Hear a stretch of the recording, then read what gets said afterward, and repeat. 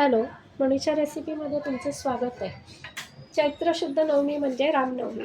दक्षिण भारतात प्रभू रामचंद्रांना नैवेद्यासाठी पानकम बनवतात. आज आपण पानकमची रेसिपी बघणार आहे.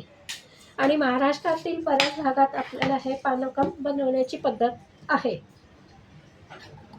त्यासाठी आपण 2 चमचे गूळ किसून घेतलेला आहे आणि मी ही ग्लासभर पाणी माठातलं घेतलेलं आहे. हे आपण असं छान मिक्स करून घेणार आहोत. हलवून घ्यायचं आहे. किसून घेतल्यामुळे गूळ छान लवकर वेळ करतो.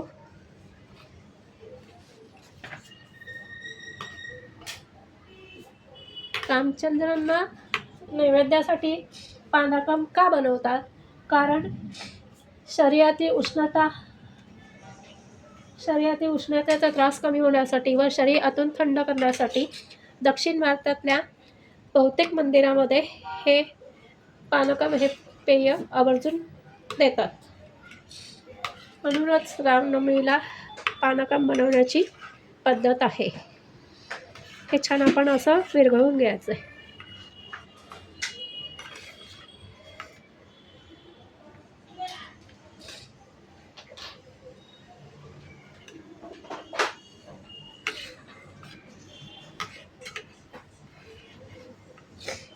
दक्षिण भारतात खूप उष्णता असते, त्यामुळे गुळ पाणी हे घेतल्यामुळे शरीराला गारवा मिळतो.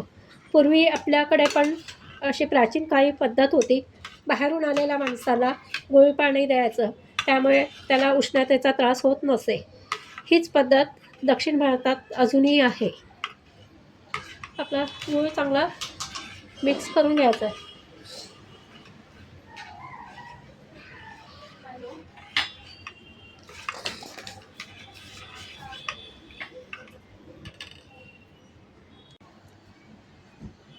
आता गूळ छान आपण ह्या पाण्यात वितळला आहे आणि आपण एकच ग्लास करणार आहे, त्यामुळे आपण 1 हिरवी वेलची घेणार आहे आणि 2 काळे मिरे घेणार आहे. वेलची मुळातच थंड असते, त्यामुळे याचा फ्लेवर छान येतो आणि काळे मिरेसुद्धा पाचक असतात, त्यामुळे हे कुटून त्याला छान एक प्रकारचा पानकमला छान फ्लेवर येतो. हे आता आपण ताजंच कुटून छान त्याची भरड घालायची आहे.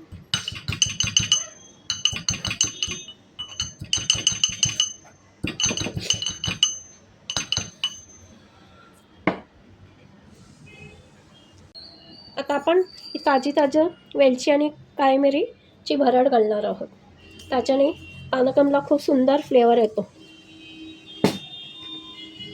आता मी 1 तासापूर्वी केशर गरम पाण्यात भिजवून ठेवली होती, ती आपण त्यात घालणार आहे. केशरचा सुगंध आणि वेलचीचा वगैरे, त्यामुळे पानकमची चव आणि सुगंध खूप छान येतो. हे छान मिक्स करून घेणार आहे. त्यानंतर आपण 1 आल्याचा मी फ्रेश किसून हे केलेलं आहे, रस केलेला आहे, तो आपण टाकणार आहे. आलं पण पाचक असतं आपल्या शरीराला आणि त्याची पण एक वेगळी चव छान येते.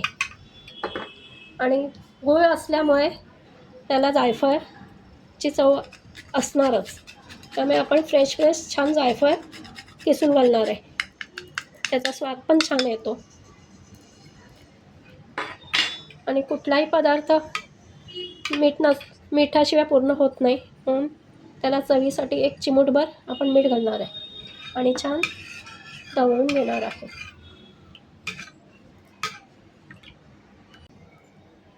आता आपण त्यामध्ये आपल्याला रामाला नैवेद्य दाखवायचा आहे, त्यामुळे आपण तुळशीची पानं टाकणार आहे आणि तुळशीच्या पानाचा पण छान त्याचा एक अंगचा सुवास त्याच्यामध्ये छान दरवळतो.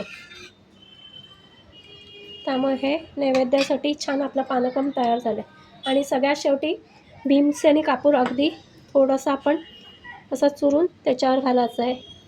दक्षिण भारतातल्या मंदिरामध्ये जे तीर्थ मिळतं त्यात हा कापूरचा अवश्य समावेश असतो, त्यामुळे त्या तीर्थाची चव खूप सुंदर असते. आता आपलं हे पानकम तयार झालेलं आहे. आता आपले पानकम तयार झालं आहे. आपण आता त्याचा श्रीराम प्रभूंना नैवेद्य दाखवूया. हे सकाळी सकाळी जर तुम्ही घेतलं ना, उष्णतेचा आपल्याला जो त्रास असतो तो आपला निघून जातो. हे खूप छान पेय आहे, आपल्या शरीराला गारवा देतो. ते तुम्ही हे रामनवमीच्या दिवशी नक्की करा आणि प्रभू रामचंद्रांना याचा नैवेद्य दाखवा.